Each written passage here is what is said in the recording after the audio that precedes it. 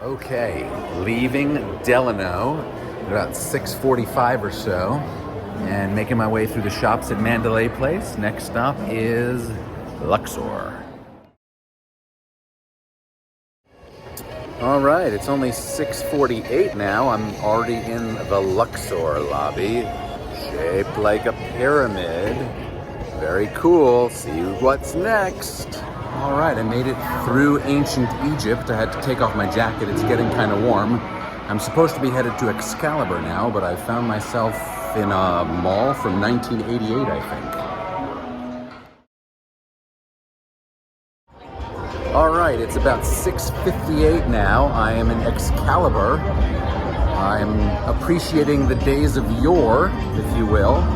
And yes, it's been a while since this hotel was updated, maybe a couple hundred years or so, but it is cool and shaped like a castle. Now I'm headed out to Las Vegas Boulevard because there is no way to connect this hotel to its neighbor, New York, New York. They actually make it pretty easy for you. You don't even have to go to Las Vegas Boulevard. You see there was this bridge, and I am crossing it since I have come to it. It's taking me from Excalibur to New York, New York. I don't know if there is a skunk issue here in Las Vegas, or perhaps I smell marijuana. Yeah. I mean, New York, New York is a very cool hotel. It's not the most upscale hotel, but it's literally shaped like the New York City skyline, complete with a Brooklyn Bridge. It smells like pickles and pizza. It's great. But you don't actually have to walk through the hotel to get to the next hotel. So I'm back out on Las Vegas Boulevard enjoying some fresh air. It's only 7:11. I'm doing pretty well.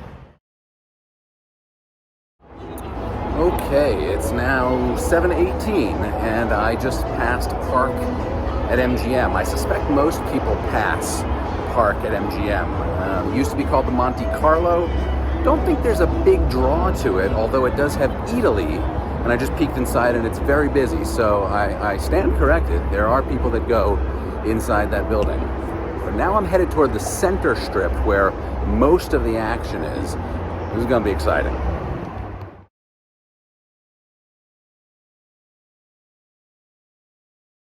Yeah, I am now in the middle of City Center, which is literally the size of a medium-sized city. It includes a Waldorf Astoria, it includes the Aria, and it includes these beautiful residences. And it also includes Vdara, which is on the other side of this mall. It is endless. It was the largest privately held construction project in the United States when it was built. That record actually may stand. This place is unbelievable, and it's beautiful.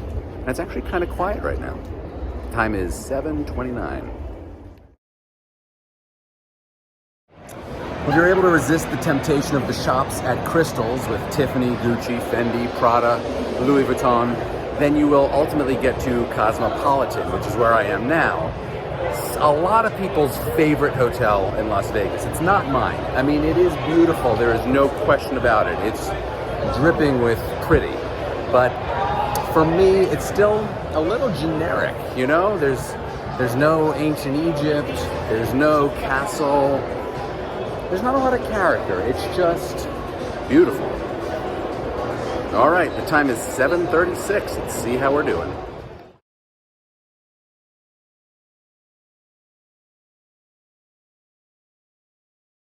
Okay, so by now you're probably asking, what is my favorite hotel in Las Vegas? And for that, I'm going to keep you waiting. But I will tell you what my second favorite hotel in Las Vegas is, and that's Bellagio.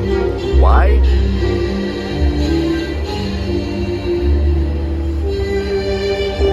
The fountain show, and it may just be the prettiest hotel in the whole world. It may be. Some of my best memories in my 18 trips to Las Vegas are right here at Bellagio, at the fountains, inside their restaurants, inside their casino. It's a spectacular hotel, but it's not my favorite. But I am going to enjoy the fountain show now. It's 7:46.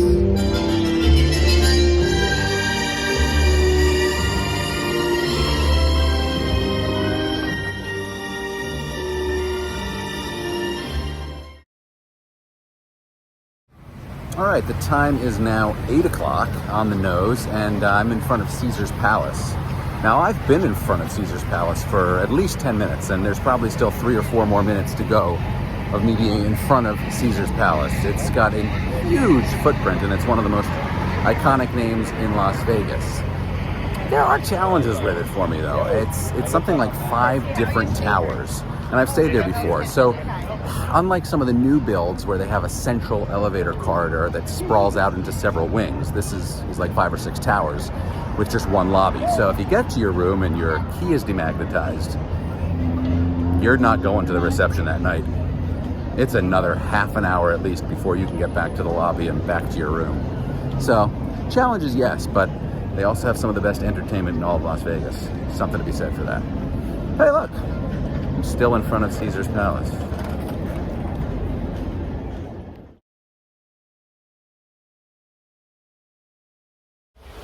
Hey, it's me again. I may have exaggerated about how long it was going to take me to cross Caesar's Palace on the Strip. It took about 10 minutes in total. We're now at the part of the Strip where the plots of land get much bigger and the hotels get a little further apart. But we're also more than halfway up Las Vegas Boulevard, and we're now actually within sight of the end where I'm staying. But here we are in front of the Mirage. The Mirage was one of the first, if not the first, mega resort in Las Vegas that was built. And I'm a few minutes late. At 8 o'clock, the volcano behind me erupted, and it's not going to erupt again until 9 o'clock. And, well, I'm just not going to wait for that. So here we go. Onward and upward. All right, well, here we are now at Treasure Island, or as they call it, TI, because Treasure Island is apparently too long. This is the part of the walk where my feet are actually now beginning to hurt a little bit.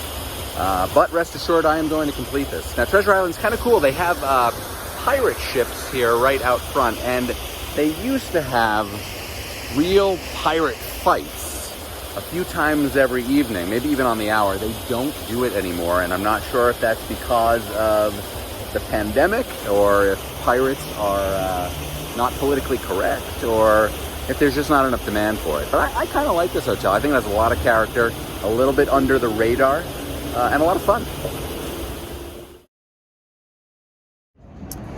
All right, thanks for sticking with me. It is now about 8:28, and I'm at the quietest part of the Strip here, especially at night. I'm at Fashion Show Mall, which is a big plot of land in between Treasure Island and some of the development here on the northernmost side of the Strip. There are good restaurants here, and there's good shopping here. Upscale, but not ostentatious. Like, you could actually probably buy things here without having one big in the casino. But not busy at night. I don't know that I would necessarily come down here super late at evening, but fine for now, and we are almost home. All right, the clock just struck 8:33. You can probably hear me very well, and that's because there's nothing around me. This is the longest stretch of nothing on this side. That's the west side of Las Vegas Boulevard. This plot of land, which you really can't even see from the street, but you can see from the high-rises, is reserved. It is owned by Wynn, and at some point will probably be developed. No plans as of yet, and so what that means is just a long, quiet stroll. But the next stop is the last stop. We did it. All right, it is 8:44, 1 minute shy of 2 hours that it took to get all the way from the Delano to Resorts World Las Vegas, which is where I'm staying. It is not actually the last hotel on the west side of Las Vegas Boulevard. There are 2 other hotels north of here that I will not be walking to today. One is Circus, and that serves a purpose. If, for example, you were actually in the circus, it would be a nice hotel for you.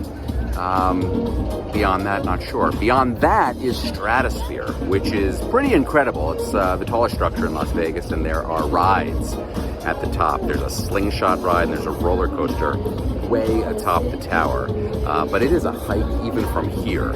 So this is the last stop 2 hours later. Now I made stops along the way, so if you hoofed it, I'm sure you could make it in an hour and 15, an hour and 20 minutes. It's a nice walk.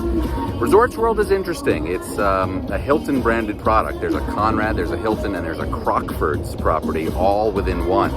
And probably more LED screens than anywhere ever, maybe other than Times Square.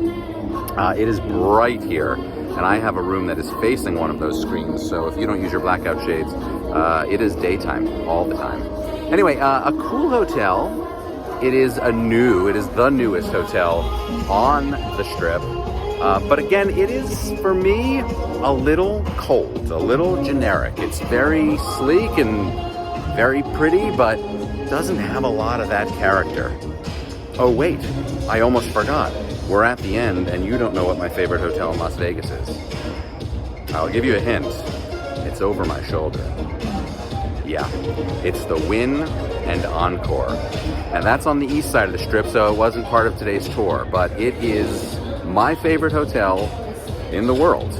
It is a 4,000 plus room hotel that is a 5-diamond, 5-star property, and they deliver every time I've stayed there.